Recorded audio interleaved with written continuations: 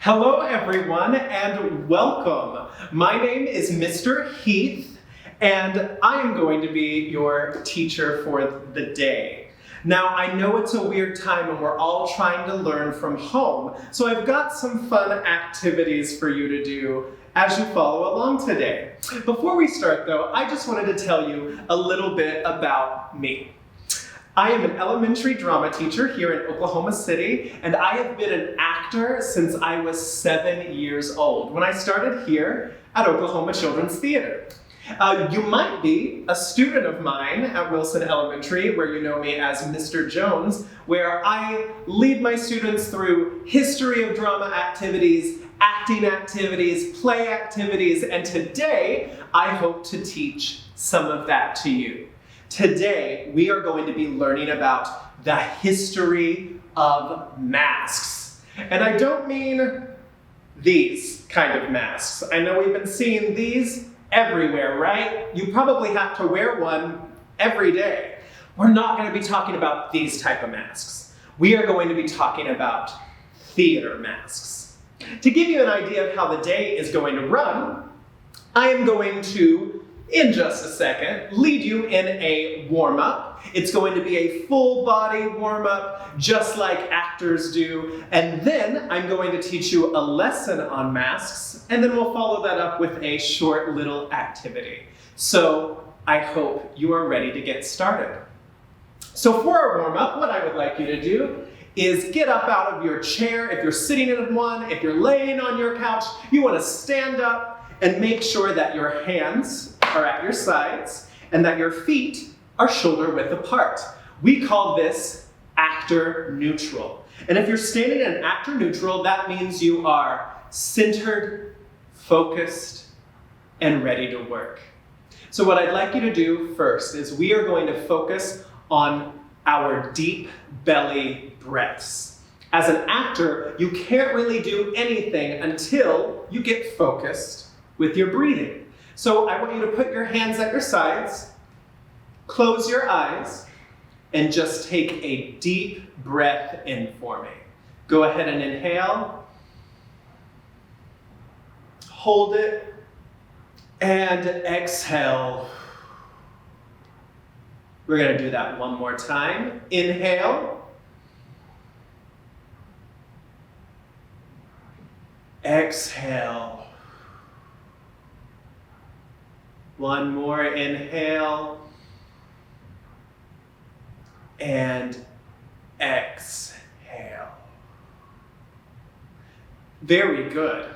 Now, one thing you might have noticed when I was breathing, you might have noticed that my stomach was getting bigger when I breathed in and getting smaller when I breathed out. And that's a good thing. That's how you know you're taking deep belly breaths. So, if you see me breathe, and when I inhale, my hands go, and they get bigger, that means I'm taking a nice big belly breath. And when I exhale, if my hands get tighter on my body, that means my belly is moving up and down when I'm breathing, and you are breathing exactly how you should be. So everyone try that. Take your hands, and we're gonna put our hands on our bellies just like this, and we are going to inhale. Feel your belly expand, feel your hands get wider, and exhale.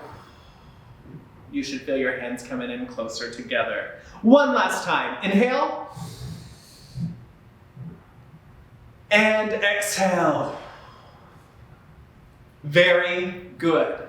Now that's really important because a lot of times, if you're like me, it's easy to lose focus. It's easy to get distracted. I start looking at the room around me. I start wanting to think, what am I going to have for lunch? Or what am I going to do this evening? And if you're using your deep belly breaths, it's a really good way to focus your mind, clear your head, and focus on the task that you're doing at hand. Very good for young actors to know. Okay, so that was deep belly breaths. Now we are going to focus on our voice. And you can't do a vocal warm-up until you've worked on your breathing. So I think you all are ready to go. So actor neutral again. Very good. Now I want you to repeat after me. You're gonna breathe in, and then we're gonna make a noise, and I want you to mimic that noise, okay? So breathe in. Ha! Good. Let's try that again. Breathe in. Ha! And what we're doing is we are just getting our diaphragm worked out, and it's going to help us project our voices nice and loud. One more time, breathe in. Ha! Good. Now we're going to be a little silly with it. We are going to run from the lowest point of our voice to the highest point of our voice and back again. And that's going to sound like this.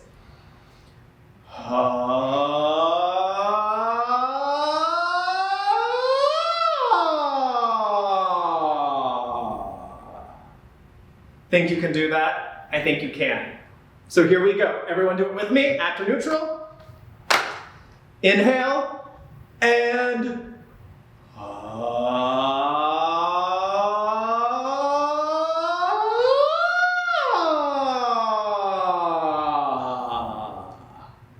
good. Now we're going to do the opposite. We're going to start at the top, go to the bottom, and go back to the top. Breathe in.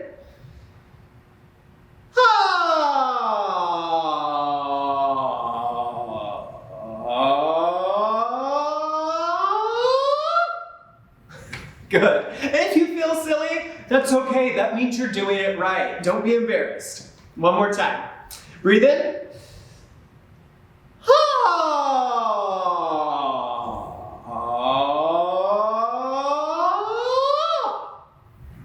Awesome. Now we're going to do a quick tongue twister. So listen to what I'm saying, and then I'm going to have you repeat after me. Unique New York. Unique New York. You know you need unique New York. Good. That should sound like this all together. Unique New York, unique New York. You know you need unique New York. The challenge of this tongue twister now is to focus on all of your consonants, use your mouth completely, and say it as fast as you can. Are you ready? We're going to go on 1, 2, 3. Unique New York, unique New York. You know you need unique New York, unique New York, unique New York. You know you need unique New York, unique New York, unique New York. You know you need unique New York, unique New York, unique New York. You know you need unique New York. Whew, very good. And if you didn't get it that time, it's okay. All you need to do is a little practice. Now we're going to move on to a quick physical warm-up. Really quickly, just shake it out. After neutral. And you're going to raise your arms nice and high. I want you to bend those knees. And now you're going to jump. Keep those hands up.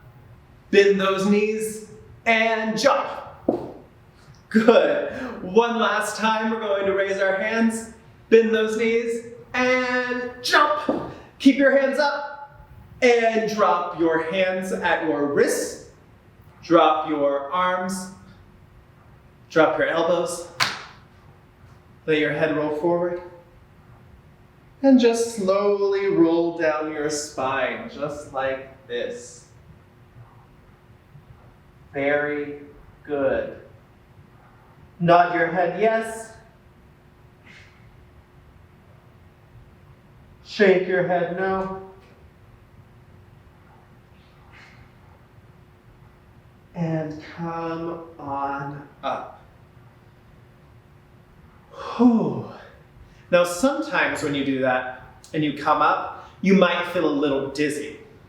There's a trick to that. I want you to take your palm and I want you to find a spot on your palm and just stare at it for a few seconds. And that will help you be a little less dizzy if you feel dizzy. Our last warm-up today before we move on to our lesson is my favorite warm-up. It is called There Are No Bananas in the Sky. And the way it goes is like this.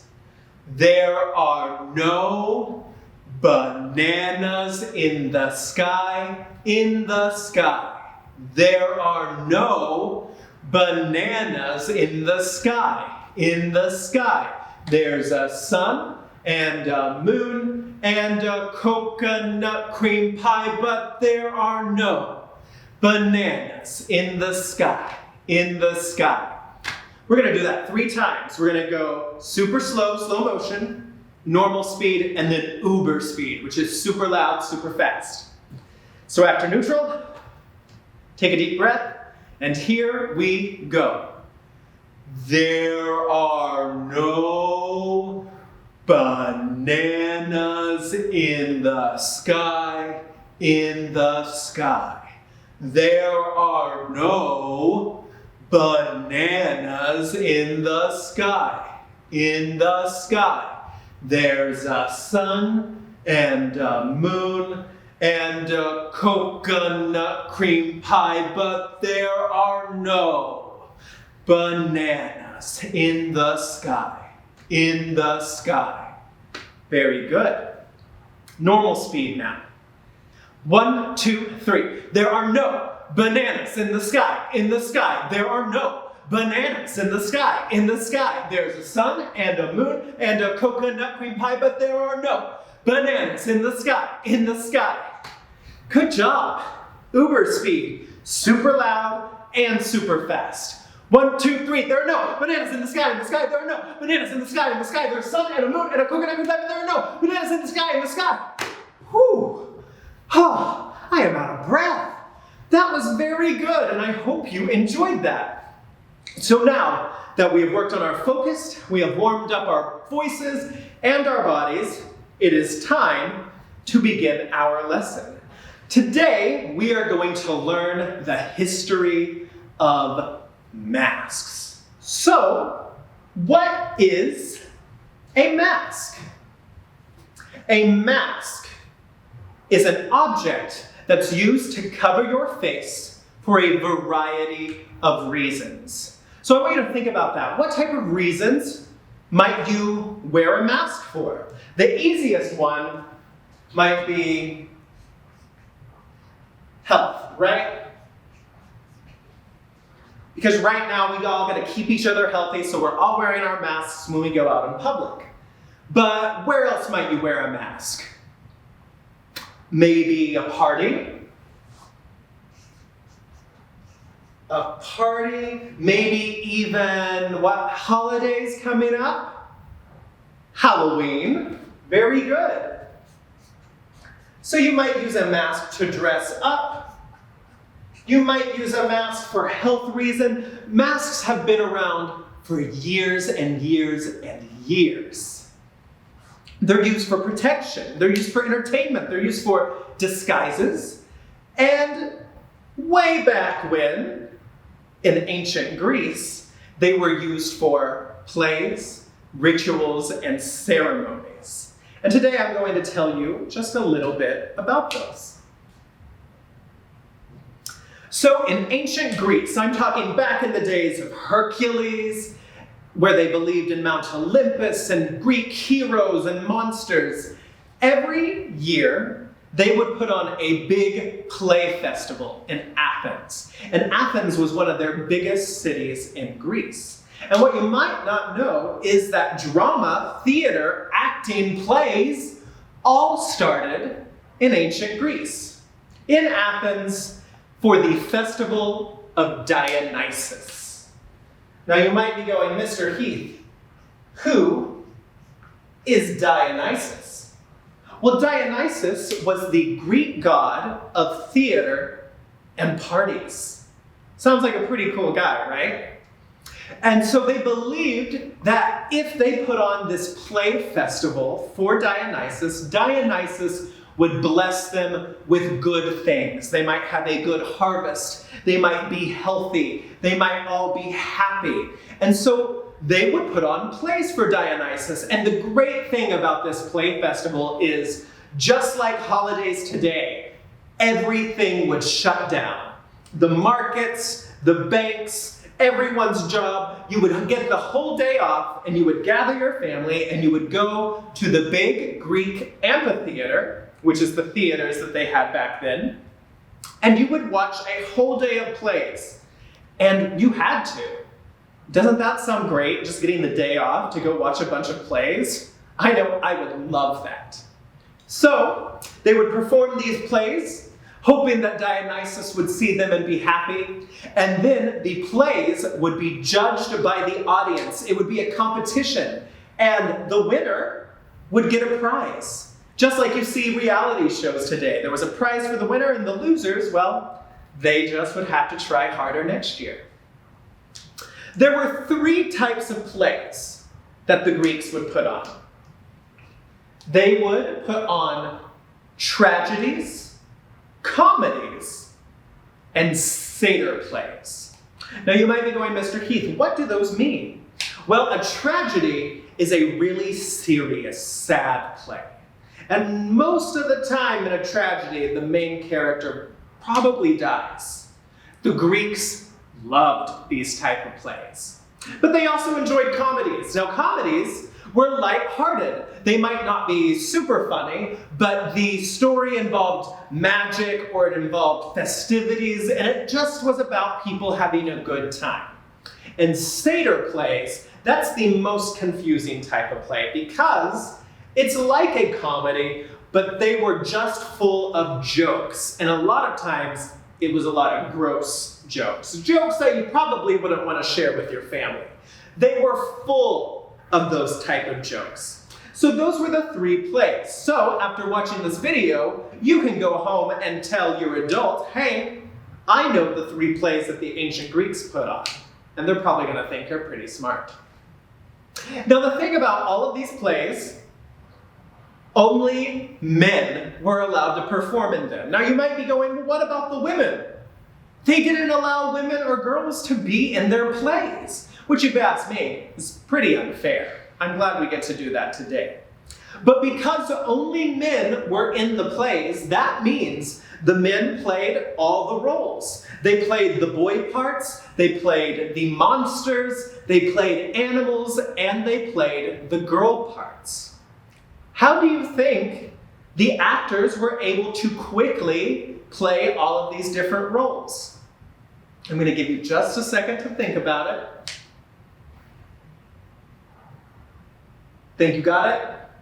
If you thought they wore masks, then you were right.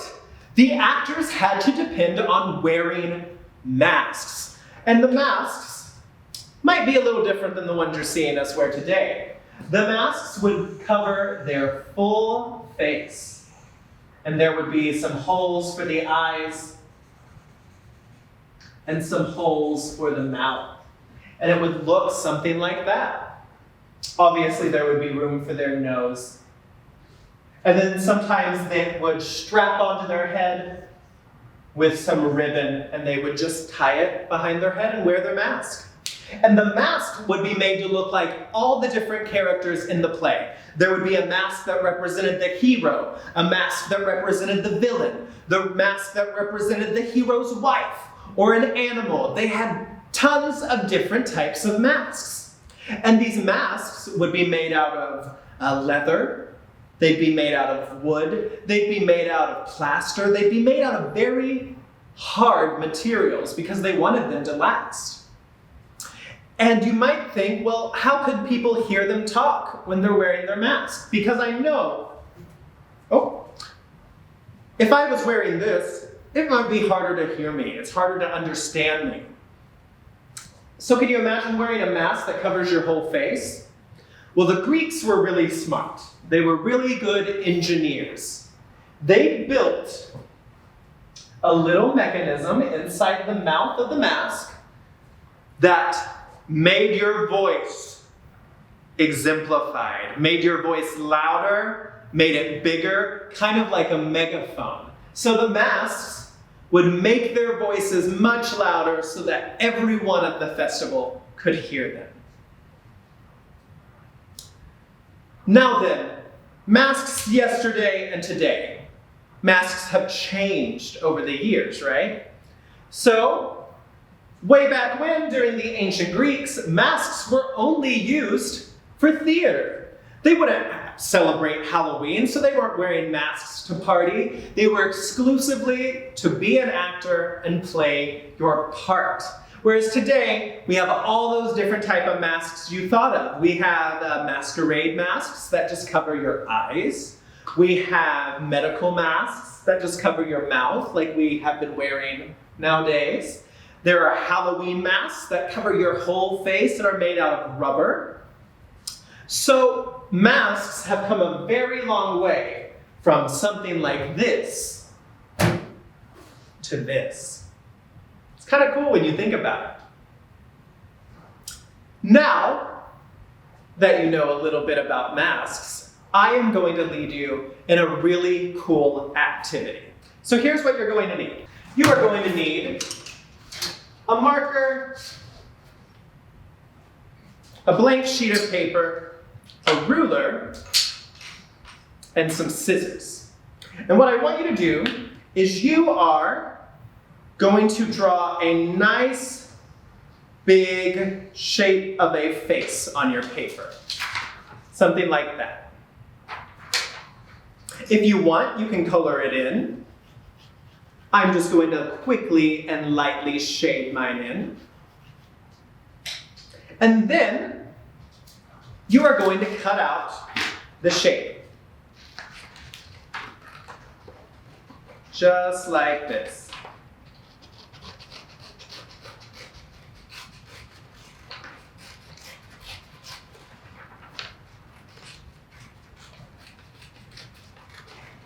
Once you have cut out your shape, and you can decorate your mask any way you want. It could be a monster, it could be a person, it could be a boy, a girl, a creature, whatever you want.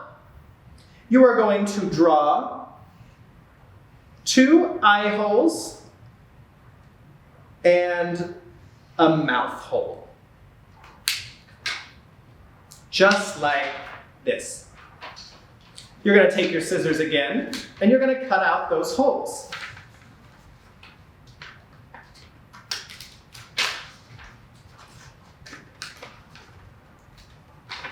Now this is always the most difficult part, in my opinion, because you gotta kind of fold your mask so you can make a nice little cut to get your scissors in there.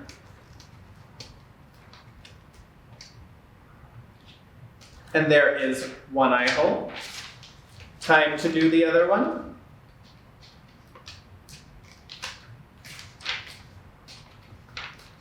And it's okay if your mask isn't perfect. Depending on how much paper you have, you can make a mask for everyone in your family. You can have a whole mask making party. We're going to finish cutting out our eyes. Just like that. And now it's time to cut out the mouth.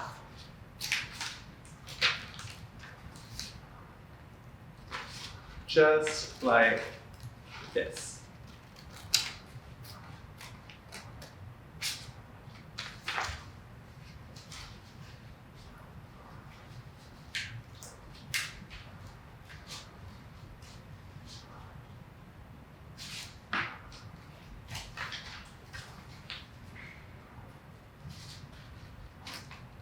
Almost done.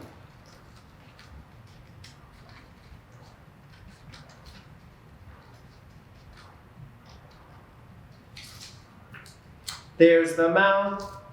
Always remember to throw your trash away. And there's the mask. Now you can add things to your mask. You can add eyebrows. You can add a nose. You can add lips, dimples, whatever you want, just to give it some more dimensions. So you'll notice that my mask now looks a little bit more like a face.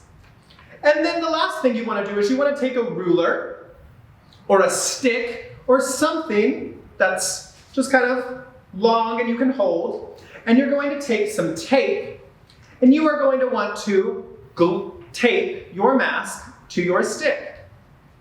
You could tape it in the side here, you could tape it underneath here, and then the idea is that you will be able to walk around holding your mask just like the ancient Greeks did. And that is our mask activity. I hope that you learned something today about masks. I hope that you enjoyed making a mask. Maybe you should lead your friends and your family in a mask making party.